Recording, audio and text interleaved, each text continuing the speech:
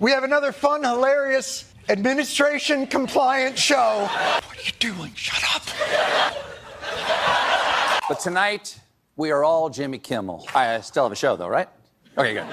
That is blatant censorship. The big story is that Jimmy Kimmel was suspended by ABC after pressure from the FCC. I do know Jimmy Kimmel, and he's a decent, funny, and loving guy, and I hope he comes back. I've always admired and respected Mr. Trump. I've always believed he was, a visionary, innovator, a great president, an even better golfer, and he did his best to cancel me. Instead, he forced millions of people to watch the show.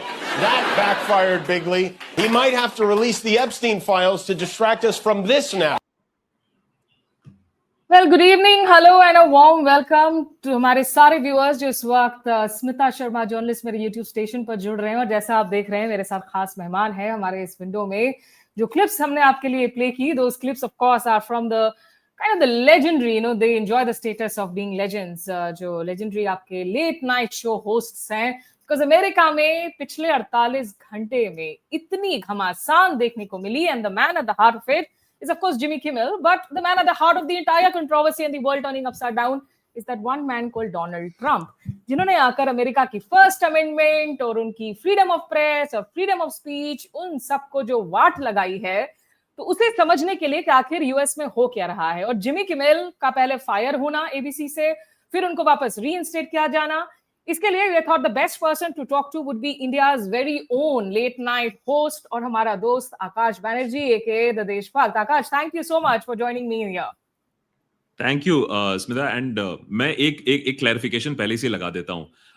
जो Jimmy किमिल और दूसरे Steven कोलबेर के साथ भी वही हुआ है, उसका शो 2026 में कैंसिल होने की अभी बात है, it's not being renewed.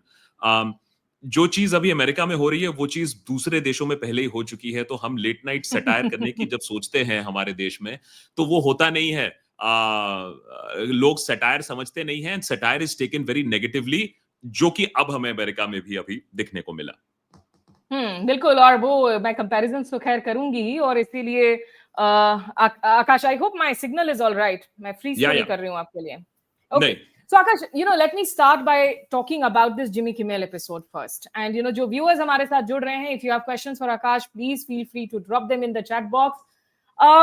Did you really see things coming to this kind of a stand? क्योंकि ये जो लेट नाइट शो कल्चर है अमेरिका में, ये नया नहीं है, और ये पहले बहुत पॉलिटिकल रहा है, जॉर्ज बुश के दौरे में पॉलिटिकल रहा है, but did you really see kind of things coming to this kind of an area जहां स्टीव कोलबर्ट को हमने देखा, उनके शो की सस्पेंशन की बात होती है, जिमी किमेल पे एक्शन होती है। Did you imagine that this would be America that we would be talking about one day and the late night shows?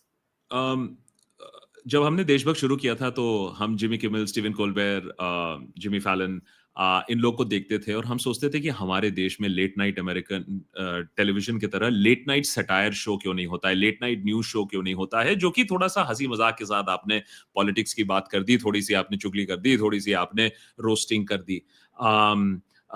जब हमने देशभक्त शुरू किया था तब हमारे देश में अब पता नहीं कितने हैं, बट 600-800 न्यूज चैनल होने की बात है अगर सारे रीजनल चैनल्स को आप मिला लो, लेकिन हमारे देश में लेट नाइट अमेरिकन टेलीविजन की तरह कोई कल्चर नहीं है, सटायर का कोई कल्चर नहीं है। अगर आप ढूंढें, आर्कियोलॉजिकल सर्वे में जाएंगे तो आपको मिलेगा 1990s में पोल खोल होती थी शेखर सुमन के साथ, मूवर्स एंड शेकर्स, जिसको पोल खोल करने की फिर से कोशिश भी हुई थी, लेकिन उसको छोड़कर हमारे देश में और कुछ है नहीं। तो हमने जब सोचा भी था इसके बारे में तो हमें ये मालूम था कि टेलीविजन में तो ना चलने वाला है, क्योंकि वो तो सवाल ही नहीं उठता है। तो हमने सोचा था यूट्यूब पे चलेगा। हमने तब ये कल्पना नहीं की थी कि आज हम उनके साथ सहानुभूति करेंगे कि आइए, वेलकम टू द क्लब, जो हमारे साथ हो रहा है वो आपके साथ भी हो रहा है। So we stand with the American satirists, we stand with the American comedians. हमें आपका दर्द अच्छे तरीके से मालूम है। और ये दर्द जो है आप तो बिल्कुल फर्स्ट हैंड ही जो है पूरी तरीके से झेल रहे हैं, because you took that in fact plunge from journalism into doing satire as well, and this was a risky move. Also given कि जिस तरीके से political scenarios change हुए हैं, लेकिन जो दर्शक इस वक्त हमारे साथ जुड़ रहे हैं आकाश, try and put into perspective, why did the late night shows become so important to American culture, do you think? Matlab, it became a voice of society. Why and when did that happen? Smita, आप journalist, आप public policy, आप journalism, आप students के साथ भी deal करते हो। मैं जब जर्नलिज्म स्टूडेंट्स के साथ बात करता हूँ, I do a very interesting test. मुझे बड़ा मजा आता है ये टेस्ट करने के लिए, क्योंकि मुझे लगता है कि ये इंडिया का भी जर्नलिज्म का फ्यूचर है। मैं जब जर्नलिज्म कॉलेजेस में जाता हूँ, तो मैं उनसे एक सिंपल सवाल पूछता हूँ कि भाई, अमेरिका में जो 9 बजे के एंकर्स हैं, जो सीरियस प्राइम टाइम एंकर्स हैं, आप मुझे 2-3 नाम गिना दीजिए। यूजुअली रूम में आपको साइलेंस मिलेगा। America, land of the free, free press. और मैं जब मीडिया स्टूडेंट्स को यह सवाल पूछता हूं कि आप मुझे 2-4 नाम बताइए कि अमेरिका में प्रोमिनेंट न्यूज एंकर्स कौन है, मेन स्ट्रीम की बात कर रहा हूं मैं, टक्कर कांसल तो खैर अभी तो इंटरनेट पे चले गए, मेन स्ट्रीम जो नेटवर्क्स में है उनके एंकर्स की बात करता हूं। एक जमाने में वॉल्टर क्रॉन्काइट जैसे लोग, उनके पास कोई जवाब नहीं होता यूजुअली। और मैं उनसे पूछता हूं, अच्छा ये बताओ, लेट नाइट अमेरिकन सटायरिस्ट और कॉमेडियंस, उनके बारे में बताओ। और सबके हाथ ऊपर जाते हैं। कोई जिमी किमेल बोलता है, कोई स्टीवन कोलबर्ट बोलता है। तो I mean, I really think that is the trend where things are going. हुआ यह है कि दुनिया भर में, अमेरिका में, इंडिया में जो पत्रकार हैं वो अपने आप को बहुत सीरियसली लेकर बैठे। पॉलिटिशियन और पत्रकार अपने आप को बहुत सीरियसली कंसिडर करता है पूरी दुनिया में, और उनको कोई सीरियसली नहीं देखता, सब उनकी खिल्ली उड़ाते हैं। सो ये जो लेट नाइट अमेरिकन टेलीविजन का जो कल्चर है, ये इस जगह से आता है कि भैया, मैं सर्वश्रेष्ठ ज्ञानी नहीं हूं जो 9 बजे बैठकर देश को प्रवचन देगा।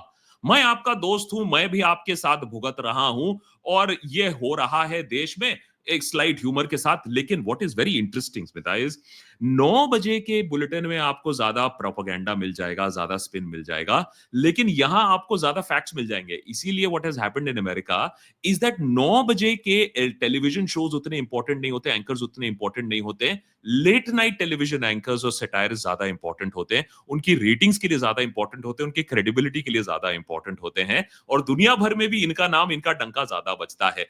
That is how the window has shifted in America. अगर आप इसी को अगर इंडियन कॉन्टेक्स्ट संदर्भ में भी देखें, तो पहले तो कोई वरी नहीं करता था यूट्यूब में, अच्छा ठीक है 4 लोग बै कर रहे हैं, करने दो। लेकिन आजकल आप देखोगे मेन स्ट्रीम एंकर्स भी ना, यूट्यूब में नहीं, हमारे बारे में ऐसा बोला जा रहा है, यूट्यूबर ऐसा कर रहे हैं, और वो खुद भी यूट्यूब में आने की कोशिश कर रहे हैं। उससे दिखाता है कि इंडिया में भी इस तरीके से विंडो कैसे चेंज हो रहा है, क्योंकि हमारे यहाँ लेट नाइट टेलीविजन वैसा हो नहीं सकता है। उस तरीके का मजाक उड़ाओगे तो आपके पास 2 दिन में डेफेमेशन केस आएगा, बिकॉज यहां इंडिया में satire is equal to insult हो जाता है।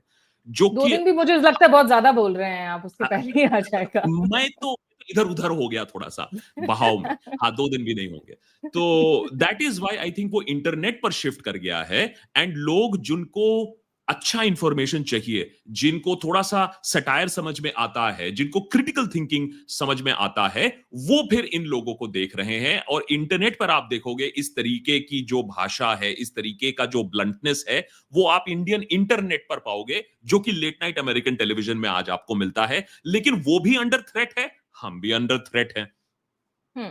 लेकिन जो एक डिफरेंस है of them being under threat and us being under threat, and I see the two main differences. One, of course, the kind of outpouring of support and solidarity that we saw for Jimmy Kimmel. I mean, this was humongous. Whether it was his own colleagues from other late night shows, whether it's Seth Meyers, whether it's Jimmy Fallon, all of them. And एक दूसरे को support कर रहे हैं. Even with Steve Colbert we saw कि वो दूसरों के shows में आकर attend करने लगे, दूसरे networks ने उनको host किया। दूसरी जो पब्लिक सामने आई, हॉलीवुड सेलिब्रिटीज तो आई ही, whether it's Angelina Jolie, whether it's others, Mark Ruffalo, but public ने अपनी कैंसलेशंस जो स्टार्ट की, सब्सक्रिप्शंस, आप बोलना चाहते हो कि अमेरिका में ऐसा इंडस्ट्री है जहां एक्टर्स बोलते हैं सिस्टम के खिलाफ? ओके। क्या करे आकाश, दिल का दर्द क्या बयां करे। वहां तो सिस्टम के खिलाफ तो भाई पैलेस्टीन से लेकर इजराइल से लेकर बोल रहे हैं लोग। So I think at the end of the day the world's oldest democracy still has some things going for it despite all these moments.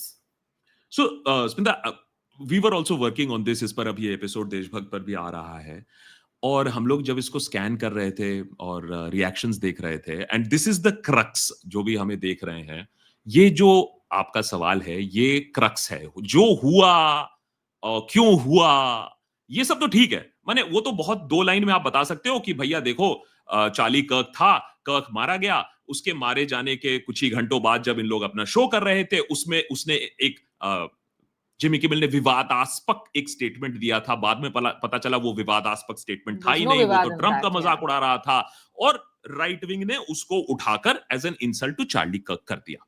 ये एक स्टैंडर्ड प्रोटोकॉल है, फॉलोइंग है, जहां भी राइट विंग आप देश में देखोगे, पूरा लोगों का गुस्सा किसी के ऊपर निकाल दो जिससे कि अटेंशन आ जाए और कोई ना कोई जिसका रोस्ट भी हो जाए, जिसका करियर खत्म हो जाए। इंडिया में भी हमने ऑपरेशन सिंदूर के समय यह देखा था कि लोगों का गुस्सा किस तरीके से दूसरे लोगों के ऊपर निकाला जा सकता है। फैसिनेटिंग चीज यह है कि किस तरीके का, और मैं I would request all Indians, चाहे आपका चैनल देखे, हमारा चैनल है, किसी और का चैनल देखो भाई, कोई फर्क नहीं पड़ता है, क्या किस तरीके से डेमोक्रेसी जिंदा रहती है। स्मिता, प्रॉब्लम ये हमारे देश में कि लोग ना अपने रिस्पॉन्सिबिलिटी से पीछे हटते हैं, और मुझे इतने सारे लोग बोलते हैं, अरे हम क्या कर सकते हैं, कोर्ट्स का देखो हालत, अरे हम क्या कर सकते हैं, कांग्रेस का देखो हालत। भाई, अमेरिका में ना कोर्ट्स ने कुछ किया जिमी किमेल के बाद, ना अमेरिका में ऑपोजिशन ने उतना कुछ किया जितना अमेरिका के लोगों ने किया। मीडिया ने भी किया, no doubt about it, and they all came together, but the ultimate pressure really came from the people. And look at what happened. Jimmy Kimmel के जो दूसरे एंकर्स हैं, अब हमारे देश में तो एंकर को ही खत्म कर देगा, उसे ही जिंदा कच्चा चला जाएगा। चलो, यहां इन लोग ने सॉलिडेरिटी दिखाई कि दूसरे शोज में भी उसी तरीके की रोस्टिंग होने लगी ट्रंप की। माने ट्रंप ने एक कॉमेडियन को शट डाउन करने की कोशिश की तो दूसरे चैनल पर डबल रोस्टिंग होने लगी। उसके बाद आपने जैसे बोला, हॉलीवुड ने बोला। बट सबसे इंटरेस्टिंग चीज है कि डिज्नी, जो पेरेंट कंपनी है एबीसी न्यूज की, जहां इनका शो आ रहा था, जिस तरीके से डिज्नी के ऊपर प्रेशर आया, थू credibility hit, stock prices down, और जिस तरीके से लोगों ने अपने कैंसिलेशंस करने शुरू किए, 3 से 4 बिलियन डॉलर का जो नेटवर्थ है वो कहा जा रहा है कि डिज्नी का नीचे हो गया। सो डिज्नी को भी समझना पड़ा, अच्छा, ट्रंप से मैं अगर पंगा नहीं ले रहा हूं तो इसका मतलब है कि मैं अमेरिका की जनता से पंगा ले रहा हूं।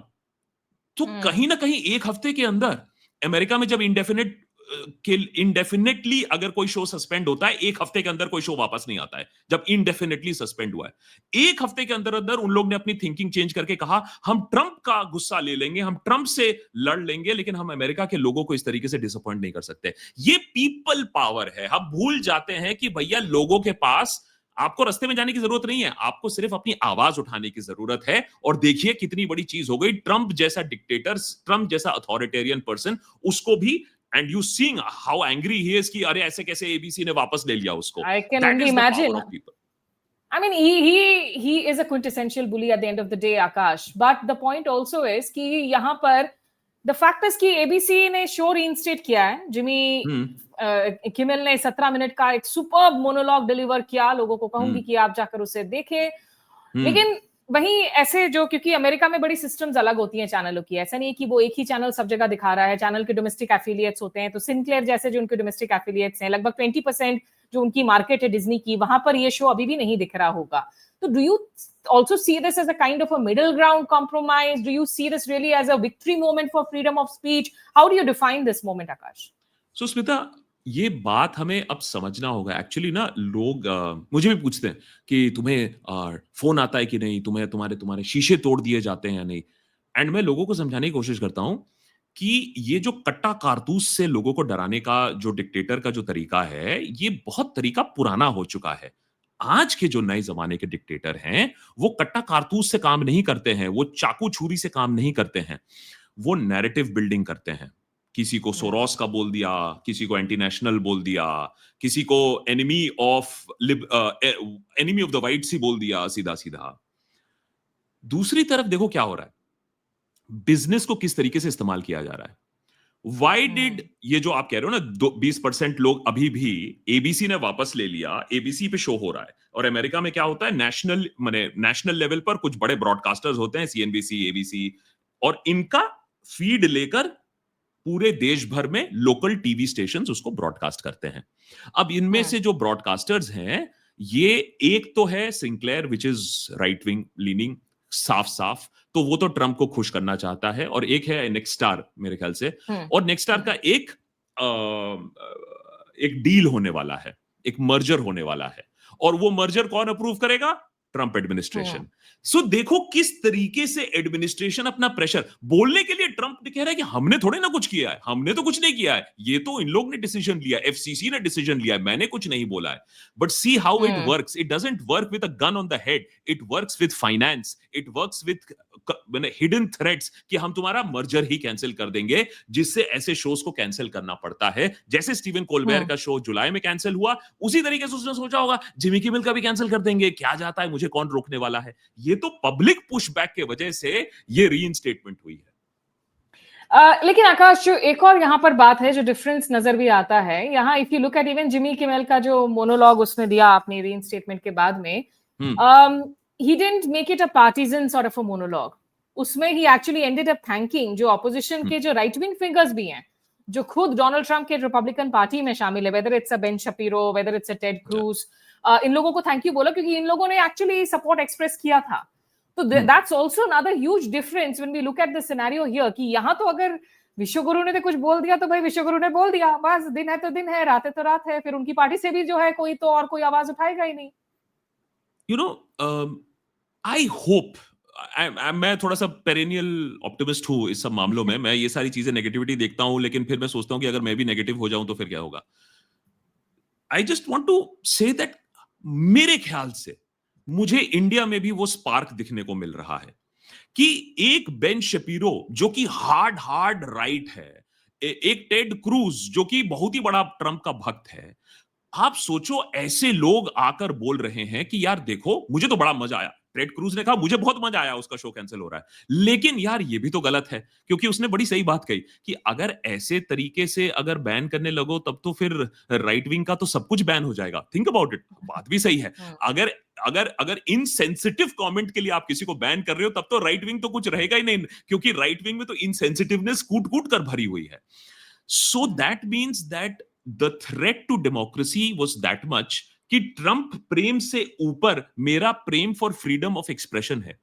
और असली देशभक्ति और असली नेशनलिज्म यही है कि आप एक पर्सन से ऊपर जाकर अपने देश की जो कोर वैल्यूज हैं उसको रिस्पेक्ट करो। और अमेरिका में कोर वैल्यूज क्या है? Freedom, right to life, liberty, pursuit of happiness. इस तरीके से किसी को नौकरी से निकाल देना और साथ में उसके जो 100-200 लोगों की नौकरी और भी चली जाएगी अगर शो कैंसिल होगा। लोगों ने कहा यह गलत है। आपने अगर उसका स्टेटमेंट इंसेंसिटिव था या गलत टाइमिंग भी था, इस तरीके से एक फरमान जारी करके किसी को नौकरी से निकालने का वो गलत है। मैं क्यों कह रहा हूं कि हमारे देश में ये छाप अब दिखने को मिल रही है? मेरे ख्याल से 11 साल बाद अब कुछ लोगों को ये समझ में आ रहा है कि उनको किस तरीके से घुट्टी पिलाई गई है।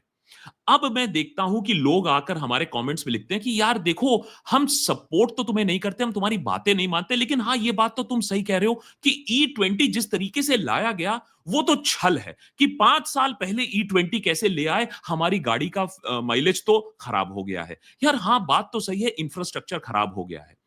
समवेयर डाउन द लाइन देश में लोगों को यह देखना होगा कि सवाल if not Modi, if not supreme leader, if not Rahul का नहीं है। मैं मानता हूं, मैं तो बोलता हूं फॉर एग्जांपल, मैं कहता हूं next 15 years if not him then who, कोई बात नहीं, कोई सत्ता पलट नहीं होगा अगले 15 सालों में भी, मैं मान के चलता हूं।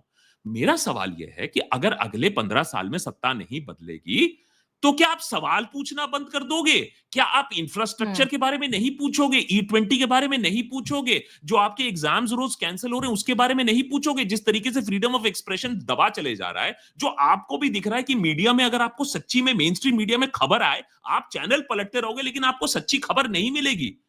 तो सवाल सत्ता में कौन है उसके बारे में नहीं है, सवाल देश के बारे में है। अमेरिका में ये चीज उन लोग ने समझा, राइट विंग वालों ने भी कहा यार ये तो गलत हो रहा है, which is admirable I must say. You know, it was an important aspect. In fact, मैं बीच में अभी एक कॉन्फ्रेंस को में एक सेशन मॉडरेट कर रही थी and I had Pawan Khera on the panel with me. And Pawan made this very interesting point. He said the strengthening of democracy is not just by the opposition being the opposition, but the problem is कि ये जो opposition की inherent culture in society होनी चाहिए of wanting to question, of wanting to oppose, वो जो slide है, that is more problematic than the opposition not being able to have a strategy for a long time to be able to, you know, come back and put up a fight. So it just what you were saying kind of resonates with what he was saying. I mean मुझे कांग्रेस से खूब गालियां पड़ती हैं कि यार तुम तो मुझे मुझे क्लोसेट संघी भी बोला जाता है, जबकि मैंने 90% मेरे episodes are questioning people in power.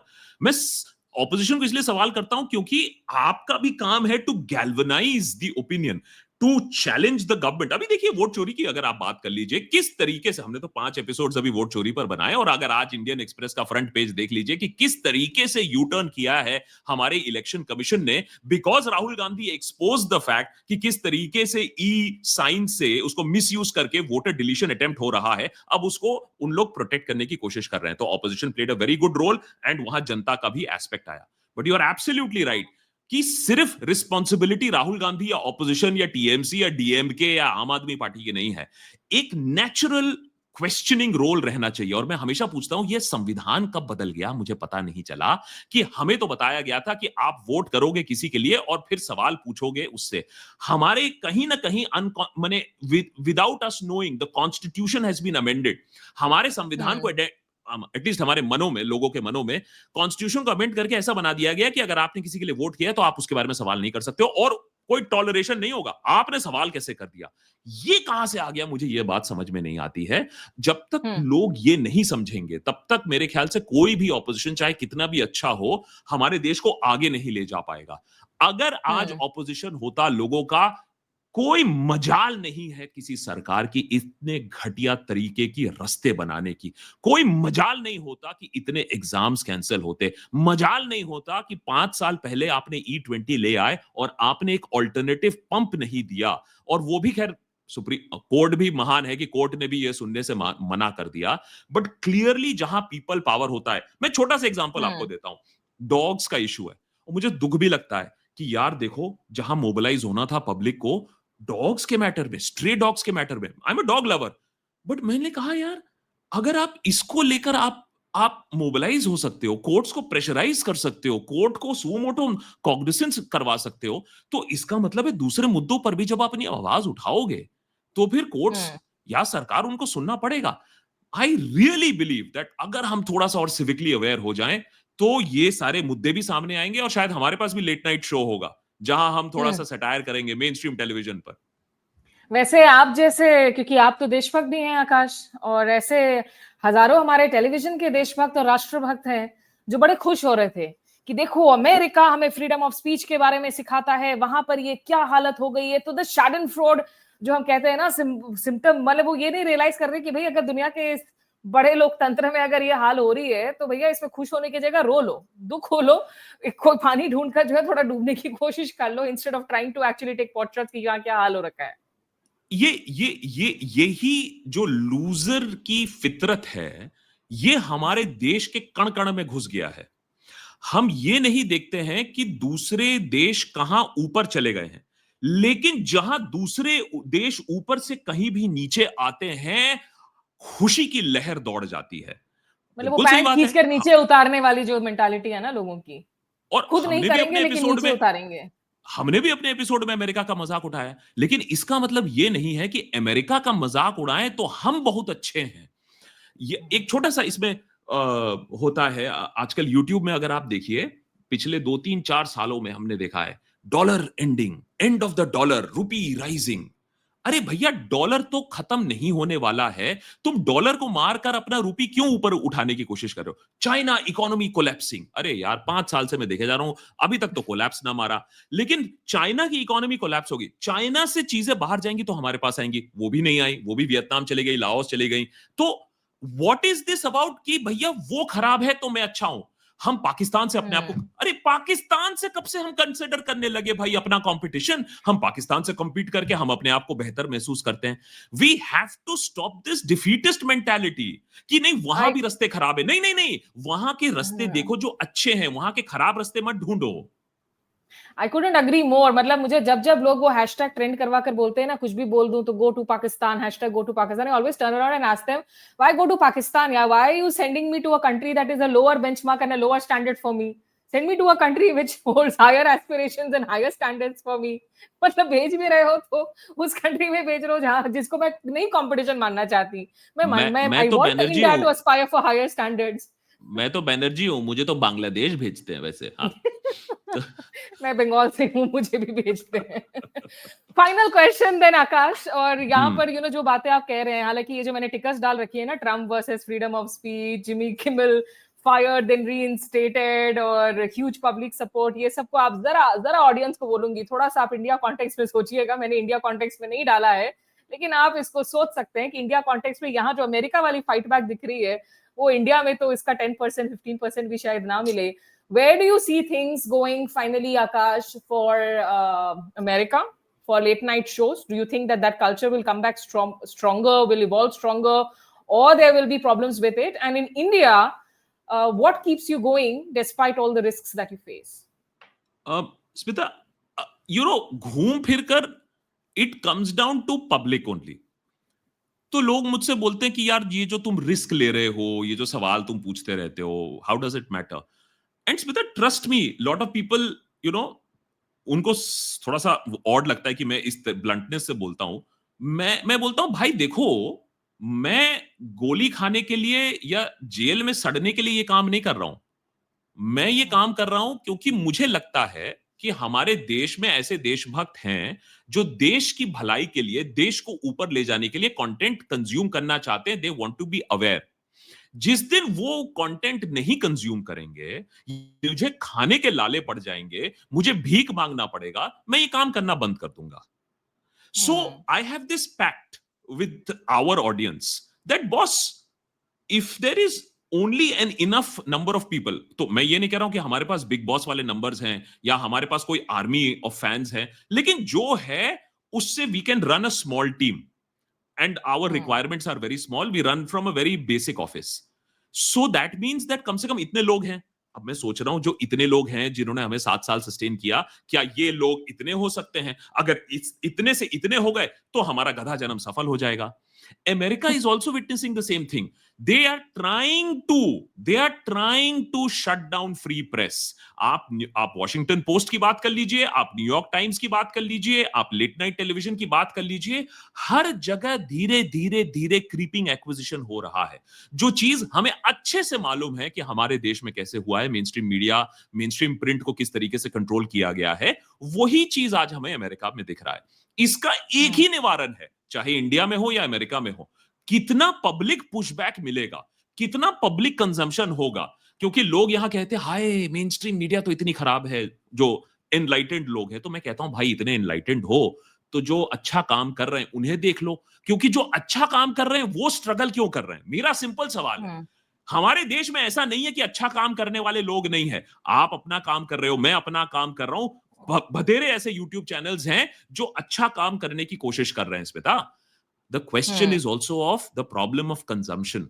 अगर हम लोग को लोग और देखेंगे, अपने आप मेन स्ट्रीम को भी अपने आप को लाइन में लाना पड़ेगा, चाहे जितना सरकार उसके बाद कोशिश कर ले. So India has to grow up, India has to push back, we have to realise. और जब तक हम एज ए चेक काम नहीं करेंगे, वही टूटे रास्ते मिलेंगे आपको, वही अडल्ट्रेटेड पेट्रोल मिलेगा आपको, वही ब्रोकन एग्जामिनेशन सिस्टम आपको मिलेगा. तो ये किसी एक बंदे की नौकरी या किसी एक शो की बात नहीं है. मीडिया को जब चेक एंड बैलेंस का एक पार्ट बोला जाता है, तो इसका मतलब होता है कि भैया हम चेक एंड बैलेंस करते हैं. लेकिन अगर आप इसी ब्रेन वॉश में चले जाओगे कि अरे सब सोरोस के है, सब CIA है, और कोई काम तो है नहीं CIA को, ठीक है. आपके अंदर का देशभक्त दुखी हो गया है जिमी किमेल के वापसी से? मुझे इस बात का, और मैंने अपने एपिसोड में भी आज कहा है कि भाई देखो, थोड़ी सी सॉलिडारिटी तो रही किमिल के साथ, कि भाई किमिल आओ, वेलकम टू द क्लब. यही है नया भारत हो, नया अमेरिका हो, नई दुनिया हो, जहां आपको बोलने की आजादी नहीं है. आपको अपने वर्ड्स को मेजर करके रखना पड़ेगा. स्मिता, लास्ट में एक चीज बोलूंगा. yesterday somebody asked me this, I was at a talk, that are you as open, as blunt, as daring as you were 4 years ago? और मुझे बड़ी शर्म हुई ये बात एडमिट करने के लिए, because somebody noticed it while watching देशभक्त for so long, and I said no. मैं उतना ओपन, उतना ब्लंट, उतना एग्रेसिव नहीं हूं. मैं भी टेम्पर डाउन किया हूं, not because I have aged, मैं बहुत जवान हूं, not because I have aged, but because मुझे डर लगता है कि कल तो, अब तो गवर्नमेंट के पास राइट्स हैं, अब तो सोशल मीडिया बिल है, अब तो public order, threat to public order बोल के किसी चैनल को बंद कर दिया जा सकता है without even telling me.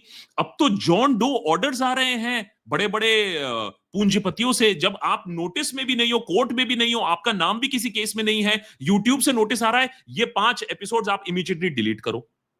So I am sorry, I am not that daring, I am also watching myself, क्योंकि मुझे नहीं लगता है कि लोगों की आवाज अभी तक उठी है, लोगों को अभी तक समझ में आया है। कुछ लोगों को अभी समझ में आ रहा है, कुछ लोग जग रहे हैं। आई जस्ट होप दैट ये वेकिंग अप प्रोसेस थोड़ा और हो और हमारा देश एक डेमोक्रेटिक बैलेंस में आए। चलिए, माशाल्लाह आपकी जवानी बरकरार रहे और कुछ माहौल बदले ताकि हमारी बेबाकी भी जो है वापस आ सके। मैं तो लोगों को कहती हूँ कि हमारा जो Twitter, farmer Twitter now x platform में अगर कोई हमारे ड्राफ्ट्स चेक करे ना कि कितने ड्राफ्ट्स हमने ड्राफ्ट किए और उनको फाइनली पब्लिश नहीं किया, वो अपने आप में एक कहानी बयां करेगी, वो अपने आप में एक किताब है।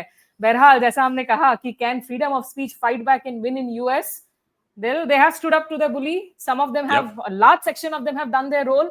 We can only hope कि India does the same and freedom of speech जो हमें इतनी मुश्किल से मिले हुए जो हमारी आजादी है, जहाँ हम कहते हैं कि बोल के लब आजाद हैं तेरे, वो आजादी महसूस नहीं हो रही है, तो उसमें जिम्मेदारी हमारे ऑडियंसेस की है, हमारे आम लोगों की है, और हमें सपोर्ट आप लोगों से चाहिए, हमें हिम्मत आप लोगों से चाहिए। बहुत शुक्रिया Akash Banerjee for joining me here in this live chat. Pleasure, thank you so much. And thank you so much to all who tuned in. Take care. Namaskar. Adab.